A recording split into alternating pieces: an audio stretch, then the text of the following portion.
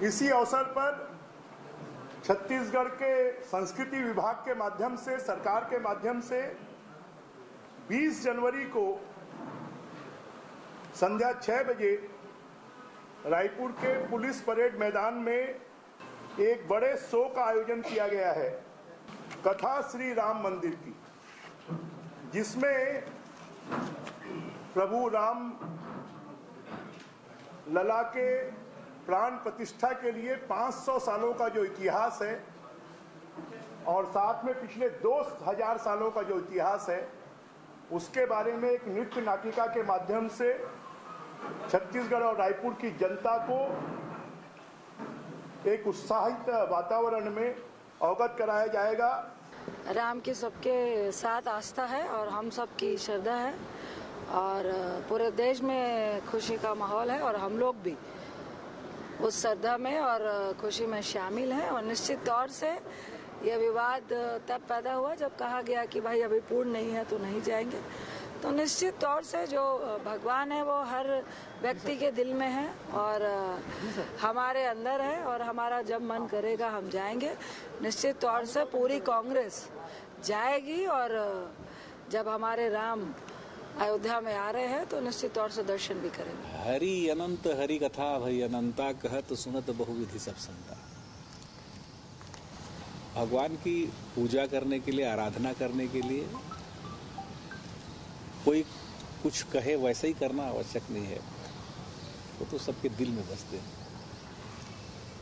सबकी भावना में है और कोई आगे जाएगा, कोई पीछे जाएगा, देखने हर कोई जाएगा।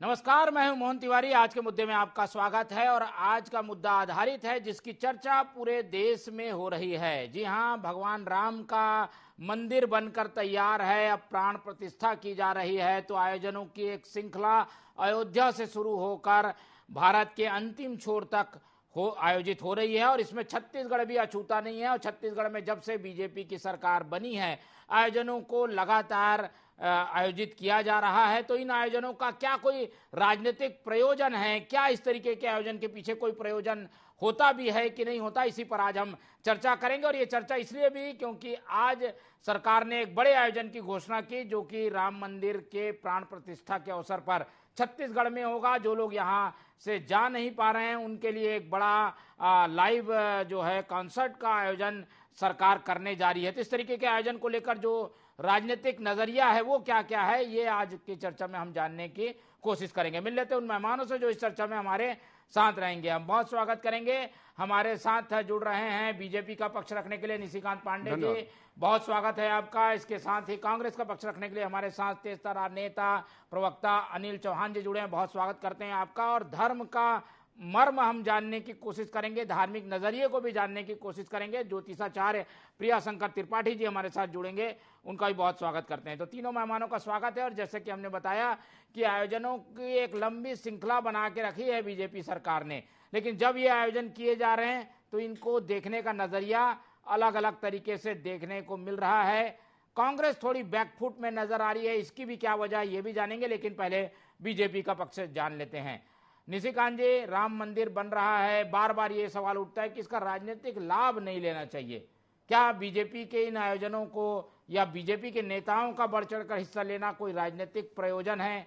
उससे जोड़कर इसे क्यों नहीं देखना चाहिए? मोहन जी, सर्वप्रथम तो जितने हमारे कारसेवक थे जो ज्ञात हैं अज्ञात हैं, उनके पुरुषार्थ को नमन करते हुए मैं अपनी बात रखना चाहूँगा। अभी अमरजीत भगत जी को सुन रहा था, उन्होंने एक चौपाई बोली, सिया राम में सब जग जानू, सब में राम समाया है।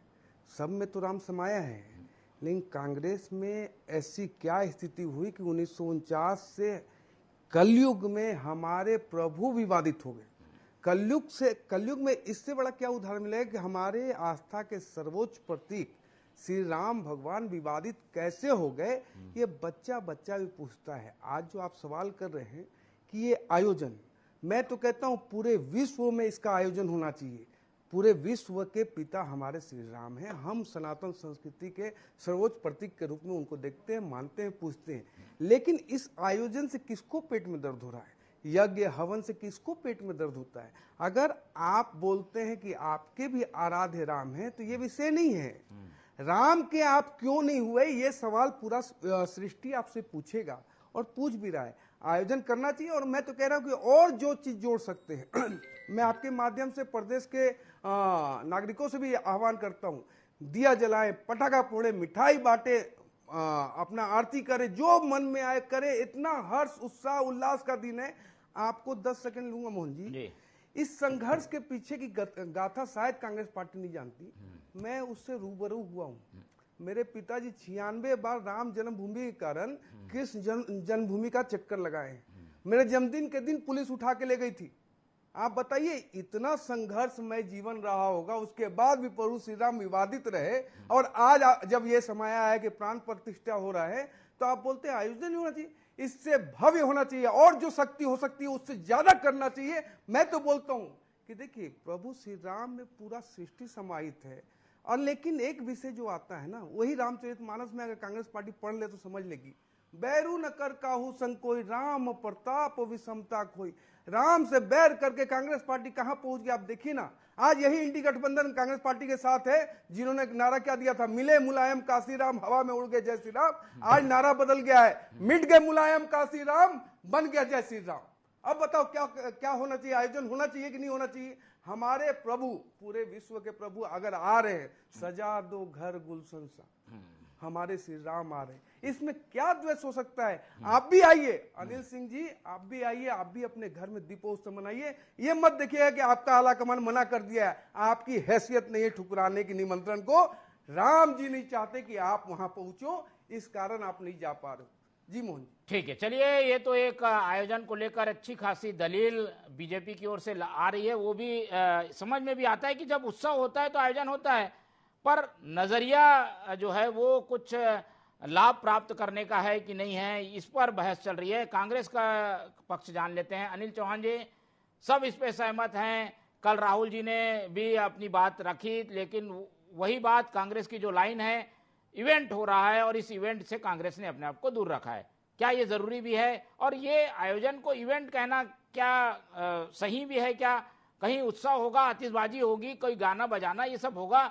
ये तो परंपरा है हमारे देश की।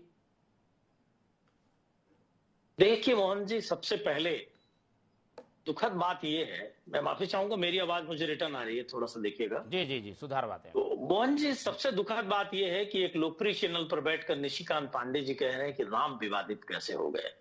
मैं बहुत विनम्रता पूर्वक आग्रह करूंगा कि राम निंदा सुनना, राम को विवादित कहना, राम को विवादित करना सब पाप है। मैं तो राम निंदा नहीं सुन सकता।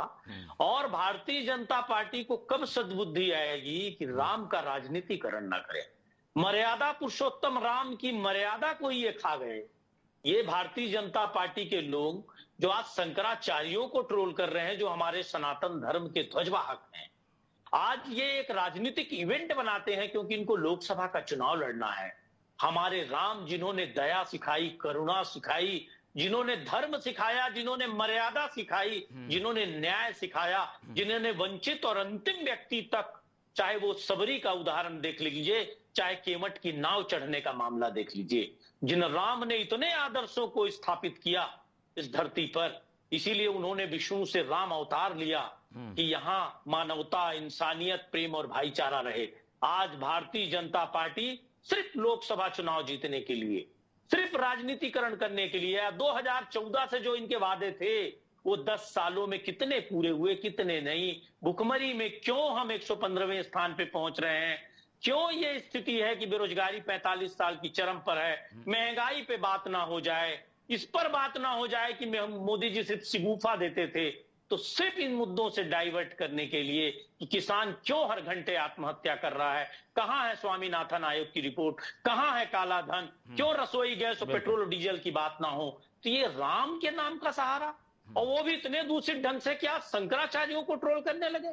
देश में जिस तरह की दूषित राजनीति इन्होंने की, संवैधानिक संस्थाओं का अवमूल्यन किया, केंद्रीय एजेंसियों को अपना प्रकोष्ठ बना लिया, वो भी ठीक है साहब, राजनीति में आपने अवमूल्यन किया, पर धार्मिक अवमूल्यन, ऐसा धार्मिक अवमूल्यन सनातन धर्म का इन्होंने किया इतना जघन्य पाप इन्होंने किया कि शंकराचार्यों तक को इन्होंने ट्रोल किया। इन्होंने सनातन, जो इनके आयोजन में नहीं जाता उसको सनातन विरोधी बता दिया। जो राम इतने व्यापक हैं कि सिर्फ हिंदुस्तान और सनातन के ही नहीं पूरे विश्व के राम हैं, उनको इन्होंने प्राइवेट लिमिटेड करने का प्रयास किया। इन्होंने जघन्य पाप किया है और मैं जनता कब दंड देगी नहीं जानता, राम जरूर इनको दंड देंगे। क्या कांग्रेस को आपत्ति है? क्या आयोजनों से आपत्ति है? क्या कांग्रेस इन आयोजनों पर आपत्ति कर रही है? क्या करिए, पर धार्मिक आयोजन करिए। धार्मिक आयोजन को राजनीतिक रंग मत दीजिए। और लोकसभा चुनाव के पहले जिस तरह से राम मंदिर का गुंबद तक अपूर्ण है और ये जिस तरह से जल्दबाजी में उसका उद्घाटन कर रहे हैं और जिस तरह से उसको पेटेंट बनाकर राजनीतिक प्रस्तुतिकरण कर रहे हैं, वो कितना आपत्तिजनक है। अरे आप, हमारे राम तो कण कण में वास करते हैं। वो अभी ये पता नहीं किस तरह से चौपाइयों को तोड़ मरोड़ के पेश कर रहे थे, किस तरह से अपने दूषित विचारधारा को, धार्मिक भावना को भड़काने के लिए एक लोकप्रिय चैनल पर बैठकर स्टेटमेंट दे रहे थे विद्वान प्रवक्ता निशिकांत पांडे जी। मैं सिर्फ ये कहना चाहता हूं कि राजनीति में धार्मिक भावना को भड़काकर सिर्फ राम को आप एक लोकप्रिय चैनल पर बैठकर कह रहे हो कि विवादित बना दिया कांग्रेस ने। अरे किसकी औकात है कि राम को विवादित बना दे? मर्यादा पुरुषोत्तम राम को विवादित बनाने की औकात किसी की नहीं है।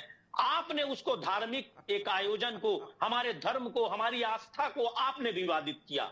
आपने आज शंकराचार्यों का जिस तरह अपमान किया, आप देखिए सोशल साइट पे कैसे भारतीय जनता पार्टी के वॉलंटियर शंकराचार्यों को गालियां दे रहे हैं। हमारे ध्वजवाहक हैं वो सनातन धर्म के, उनसे ज्यादा त्याग किसने किया? ये त्याग और तपस्या की कहानी सुनाते हैं। अरे कांग्रेस के राजीव गांधी जी को ले लीजिए, चाहे पंडित नेहरू को ले लीजिए, हर कोई राम के पक्ष में था कि वहां रामलला का मंदिर बने। आपने उसको पॉलिटिकल फैब्रिकेटेड किया मामले को। चाहे देश की आजादी की लड़ाई रही हो, आपने उंगली नहीं कटाई। आप क्या जाने राम के मामले में क्या संघर्ष हुआ रामलला के लिए? अरे भारतीय जनता पार्टी का उदय ही सारा संघर्ष लगभग समाप्त हो रहा था तब हुआ। आपने सिर्फ उसको पॉलिटिकली एक ड्रामा बनाया, एक राजनीतिक लाभ लेने के लिए आपने कुचक्र रचा, पूरी तरह से लॉ एंड ऑर्डर को खराब करने का काम किया। माननीय सर्वोच्च न्यायालय ने जो निर्णय दिया वो सर्वोच्च है। बिल्कुल, चलिए आएंगे आप दोनों का जवाब भी लेंगे। पांडे जी जवाब देने के लिए तैयार है, लेकिन एक प्रतिक्रिया पहले ले लेते हैं प्रिया शंकर त्रिपाठी जी की। त्रिपाठी जी, ये इस पूरी तरीके की बहस पूरे देश में चल रही है। आयोजन हो रहे हैं, आयोजन क्यों हो रहे हैं, आयोजन के पीछे की मंशा क्या है, नियत क्या है, उसका नजरिया क्या, इस तरीके की बातों को लेकर लंबी बहस चल रही है। छत्तीसगढ़ में भी बड़ा आयोजन करने जा रही है सरकार, उस पर भी फिर बहस शुरू हो गई है। क्या कहेंगे, आपका क्या कहना है? क्या इस तरीके के आयोजनों को राजनीतिक नजरिए से देखना चाहिए? भाई मुझे तो ऐसा लगता है कि अगर राम राजनीति के केंद्र में है तो बुराई क्या है? आप भी कर लीजिए राजनीति, आप भी आरती उतार लीजिए। भाई जिसको भी राजनीति चमकानी है वो भी कर ले। राम की अगर आरती से, राम की प्रतिष्ठा करने से राजनीति होती है और लोग अगर इसे पसंद करते हैं तो हर एक को करना चाहिए। फिर आक्षेप करने की क्या आवश्यकता है? देखिए, नित्य रमन्ते इति रामम। अगर सनातन में राम की पूजा होती है और राम की पूजा पर कोई प्रश्न उठाता है तो मुझे ऐसा लगता है कि एक बार और विचार करना चाहिए। राम विवाद का विषय न था, न है, न रहेंगे। राम को मर्यादा पुरुषोत्तम कहा इसलिए। तो मुझे ऐसा लगता है कि ये मेरे नजर से विवाद का विषय नहीं है, ये आनंद का विषय है कि आनंद के आनंद भय है ना। तो भैया ये ऐसा ही है कि भगवान का प्राकट्य है, भगवान का स्थापन है, रामलीला का स्थापन है, इसलिए सबको आनंदित नहीं लेकिन जो तर्क दिए जा रहे हैं शंकराचार्य के ओर से भी आ रही है बातें, इस तरीके की चीजों के कारण लग रहा है कि कहीं ना कहीं कुछ राजनीति तो है इसमें।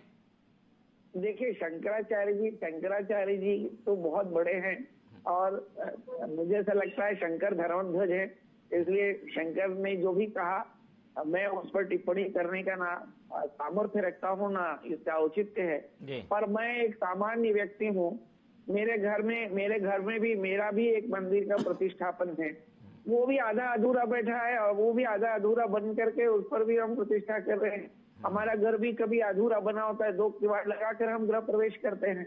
तो ये तो अनादिकाल से चलता आ रहा है। मैं तो पेशे से पंडित ही हूँ ना, तो मैं तो ये देखता ही हूँ कि भूमि पूजन में आदमी करोड़पति होता है और गृह प्रवेश में गरीब हो जाता है वो। तो वो बोलता है भाई 2 दरवाजे कम ही लगा के गृह प्रवेश कर लिए जाए। तो ऐसा कोई पहली बार नहीं हुआ है, ऐसा किया जा सकता है। पर शंकर की अपनी महिमा अपने पास है और मुझे ऐसा लगता है कि हमें सहमति और असहमति को समझना होगा। अगर कोई असहमत है तो इसका मतलब वो गलत नहीं है, और जो सहमत है इसका मतलब वो सही नहीं है। सहमति और असहमति हमारी एक अच्छाई है कि हम असहमति से भी सहमत होते हैं। बिल्कुल। चलिए, पंडित जी ने काफी हद तक चीजों को साफ करने की कोशिश की, लेकिन सवाल फिर खड़ा है जिसका जवाब बीजेपी को भी देना है कि भाई आयोजनों को इस तरीके से पेश करना जिसमें श्रेय लेने की कोशिश हो और मूल सवाल से भटक जाना। राम मंदिर अपनी जगह है, आयोजन अपनी जगह है, लेकिन राजनीति करने के लिए जो मुद्दे हैं उससे ध्यान भटकाने की कोशिश क्या बीजेपी कर रही है? इन सवालों का क्या जवाब है पांडे जी? देखिए, कोई श्रेय लेने की होड़ नहीं मची हुई है। ये आयोजन और जितना भव्य हो सकता है करना चाहिए। मैं तो निवेदन करूंगा कि हर घर में दीप जले, जिसको पेट में दर्द हो रहा होने दीजिए। लेकिन एक चीज मेरा मतलब उसके लिए बहुत साधुवाद देता हूँ। देखिए, ये हमारी नैतिक जीत है कि अगर कांग्रेस पार्टी रामलला की बात कर रही है, राम जन्मभूमि पर आस्था की बात कर रही है, मैंने बहुत सारी चीजें बताई और जोड़ के बताता हूँ। अभी हमारे मित्र कह रहे थे कि राम जी हमारे सर्वोच्च आस्था के प्रतीक हैं, तो राम जी तो सनातन के सर्वोच्च आस्था के प्रतीक तो हैं ही, तो फिर ये इंडी गठबंधन और खड़गे साहब किस सनातन को खत्म करने की बात कर रहे हैं? शंकराचार्य की बात आपने की, शंकराचार्य जी का बहुत सम्मान करता हूं मैं, उस पर टिप्पणी करने की वास्तव में हैसियत किसी के पास नहीं है। लेकिन जो रामलला टेंट में थे उससे बेहतर स्थिति में तो आज भव्य स्वरूप में रामलला भी बच्चे के रूप में प्राण प्रतिष्ठा होने जा रहा है। उसके बाद बड़ा मंदिर जब बन जाएगा उसमें राम जी की मूर्ति भी आ जाएगी बड़ी वाली। लेकिन अभी जो हमारे ज्योतिषाचार्य जी ने कहा वो वास्तव में सही कहा कि ये बनते बनते ना बनता है। आप किसी भी मंदिर का निर्माण देख लो, फर्स्ट फ्लोर बनता है, पूजा चालू हो गया, सेकंड फ्लोर बनते आता है। लेकिन मैं यहाँ पे ना मीरा को कोट करना चाहता हूँ, पायो जी मैंने राम रतन धन पायो, जन्म जन्म की पूंजी पाई बाकी सब लुटायो। किस कालखंड में था अनिल जी? देखिएगा, कबीर ने क्या कहा, बूढ़ा वंश कबीर का जन्मा पुत्र कमाल, हरि का भजना छोड़ के घर ले आया माल। आप देखिए, रोम की संस्कृति का पालन करने वाले लोग अगर आज राम की दुहाई दे रहे हैं तो इससे बड़ी नैतिक जीत हमारी कुछ नहीं हो सकती। और राम के आचरण पे कोई भी बात आप हमसे नहीं कर सकते। आप विवादित नहीं, कांग्रेस भी कोई आपत्ति नहीं करी, वो ये कह रही है कि मूल प्रश्न जो है उसके जवाब क्यों नहीं दे रही, उस पर बात नहीं हो पा रही है। मैं सबका जवाब देता हूँ। अभी इन्होंने कहा कि कोई विवादित नहीं था। राम जन्मभूमि विवादित ढांचा, विवादित विषय, न्यायालय में गया, 500 साल तक संघर्ष करना पड़ा। 1949 से आपकी सरकार थी, 1949 से सरकार थी, न्यायालय भी था, पार्टियां भी थी। क्यों आखिर जब भारतीय जनता पार्टी प्रदेश और केंद्र में आई तब जाकर राम मंदिर बन रहा है? आपके खून सूख चुके थे। आपका आज भी कांग्रेस पार्टी का ऑफिशियल स्टेटमेंट है, मोहन जी आप क्रॉस वेरीफाई कर लेना, कि उत्तर प्रदेश में हमारी सरकार बनेगी तो हम बाबरी मस्जिद बनाएंगे। ये बात करते राम की, ये हमारी नैतिक जीत है। लेकिन वो बहस का विषय नहीं है। आपने जो किया जनता ने उसका जवाब दे दिया। लेकिन एक चीज मैं पूछता हूँ आपके माध्यम से अनिल जी से, क्या घर में दीप जलाओगे ना? कि आला कमान को दिखाने के लिए घर में दीप नहीं जलाओगे? अनिल जी, दीप तो जलाएंगे, मिठाई खिलाओगे ना?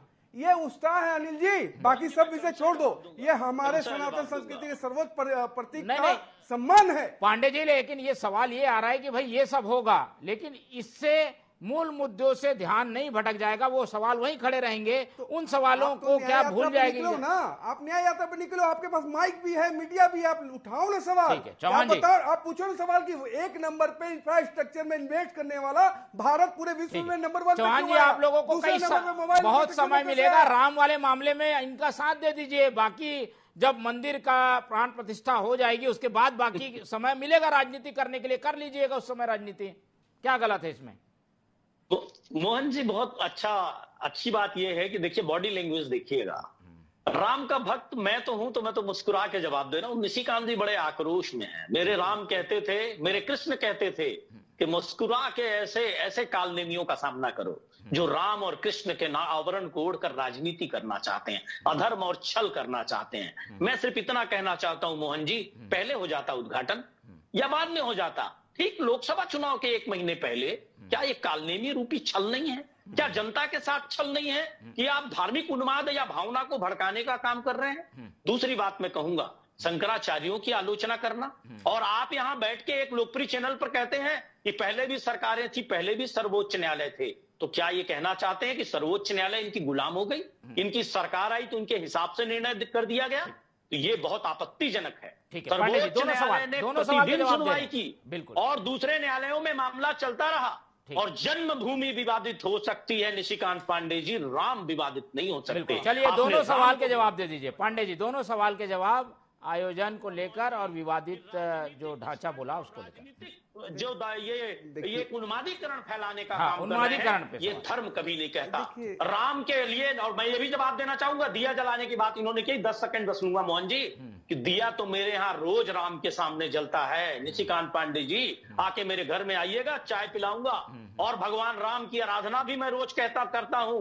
भारतीय जनता पार्टी के कहने से राम की आराधना नहीं होगी। मेरा हृदय कहता है मैं अपना नैतिक विकास, बौद्धिक विकास, चारित्रिक विकास चाहता हूं, इसलिए राम की आराधना करता हूं। राजनीतिक विकास करने के लिए राम की आराधना नहीं करता हूं। पांडे जी का जवाब शंकराचार्यों को आपकी तरह गाली नहीं देता हूं। और मोदी जी की जगह अगर प्रिया जी जाते वहां और आज रामलला की स्थापना कर रहे होते तो मुझे खुशी होती, जैसे राजीव गांधी ने किया था, एक सामान्य आदमी से उन्होंने शिलान्यास करवाया था इन्हीं रामलला के मंदिर का, वैसा करना था। मोदी जी ने जो राजनीतिकरण किया है वो धार्मिक अवमूल्यन है इस देश में सनातन धर्म का। जवाब तो ले लीजिए पांडे जी के पास, सवाल की झड़ी लगा दी आपने तो। राजनीतिकरण ये पाप है, और आप जितना भी उन्मादीकरण और भावना को भड़का लीजिए, इस देश की जनता आपके कालनेमी रूपी रूप को जल्दी पांडे जी का, फिर हम त्रिपाठी जी का दंड अवश्य देंगे। देखिए मोहन जी, जाकी रही भावना जैसी प्रभु मूरत देखी तिनते से। अभी ये कह रहे थे कि उन्माद है, राम में उन्माद संभव नहीं है।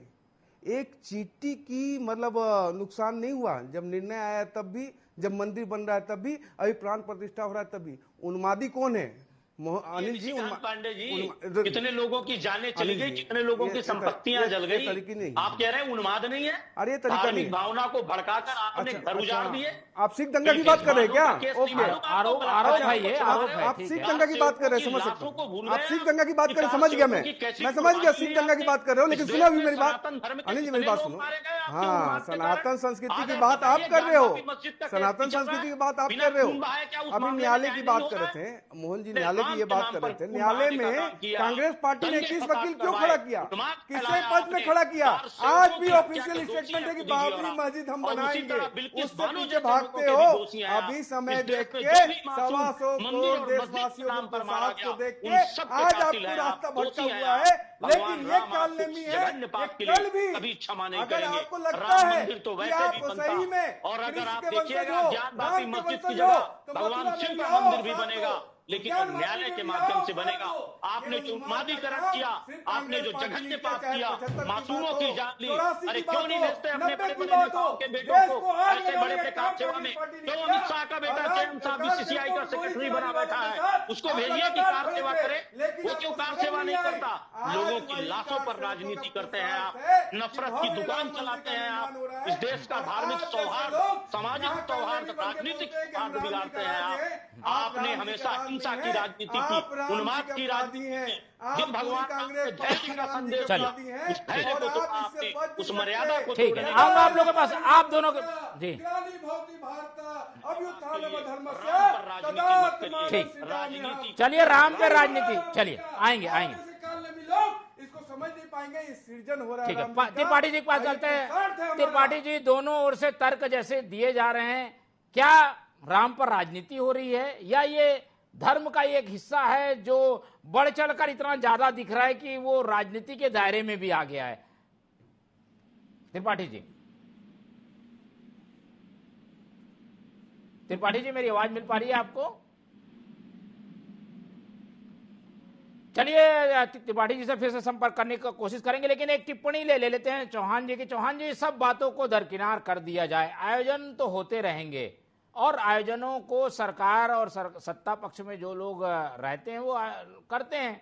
आप लोगों के द्वारा भी पहले सरकार में आप लोग थे, आपने राम वन पथ गमन बनाया, जगह जगह राम को लेकर आयोजन किए, राजिम में आयोजन हुआ, कौशल्या माता का आयोजन हुआ, इस तरीके का आयोजन होते हैं। आप लोगों को तो लाभ नहीं मिला, क्यों नहीं मिला लाभ? आयोजन तो आप लोग ने भी किया था। बहुत अच्छा सवाल है मोहन जी आपका। हमने रायगढ़ में अंतर्राष्ट्रीय रामचरितमानस भी करवाया, लेकिन हमने उसका राजनीतिकरण नहीं किया, हमने उसका लाभ लेने की कोशिश ही नहीं की। वो तो छत्तीसगढ़ के कल्याण के लिए, सामाजिक उत्थान के लिए आयोजन था। और आपको मैं एक चीज और क्लियर कर दूं आपके चैनल पर, ये हमारे तीनों बड़े नेताओं ने जब इस कहा कि ये आमंत्रण राजनीतिक आयोजन है, हम राम के दर्शन ऐसे भी जाके कर लेंगे, भाजपा के कार्यक्रम में शिरकत नहीं करेंगे क्योंकि ये राजनीतिकरण हो रहा है। लेकिन हमारे वरिष्ठ नेताओं ने साथ ही ये भी कहा कि जो लोग, कांग्रेस के सारे लोगों को हम छूट देते हैं, चाहे वो कार्यकर्ता हो या नेता, वो चाहे तो इस आयोजन में भाग भी ले।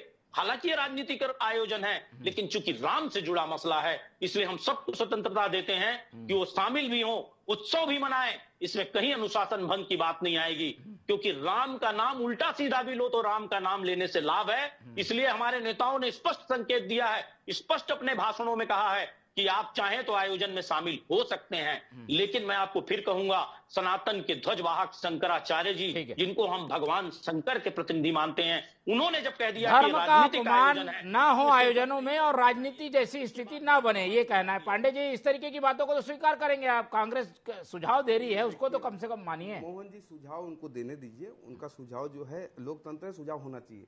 मेरा कहना है कि ये किसका प्राण प्रतिष्ठा हो रहा है?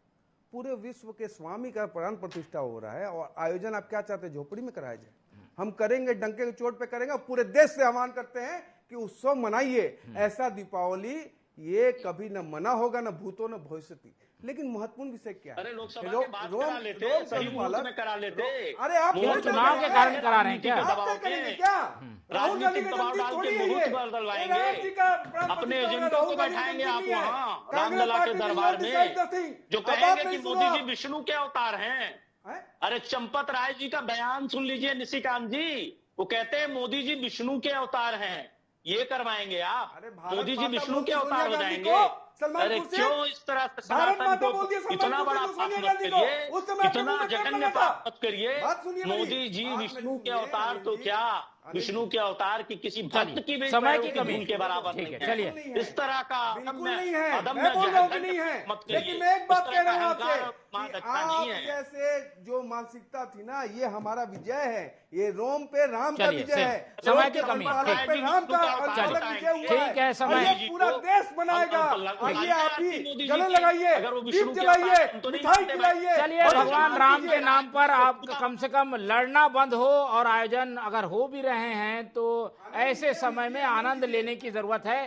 कांग्रेस भाजपा अपना अपना नजरिया इस आयोजनों से जरूर जोड़कर प्रस्तुत कर रहे हैं, लेकिन हम उम्मीद करते हैं कि राम राज्य की तरह दोनों ही पार्टियों में शांति और सद्भाव जो है वो कायम हो। फिलहाल राम की राजनीति यहीं खत्म करते हैं, इस चर्चा को यहीं खत्म करते हैं। हमारे साथ पूरी चर्चा में जुड़े अनिल चौहान जी बहुत धन्यवाद, निशिकांत पांडे जी बहुत धन्यवाद, और ज्योतिषाचार्य प्रिया शंकर त्रिपाठी जी ने हमें समय दिया, उनका बहुत बहुत धन्यवाद। तो तीनों मेहमानों का धन्यवाद करते हुए ये चर्चा आज यहीं खत्म करते हुए आपसे लेते हैं इजाजत। देखते रहिए TV24, रखिए अपना बहुत ख्याल। नमस्कार।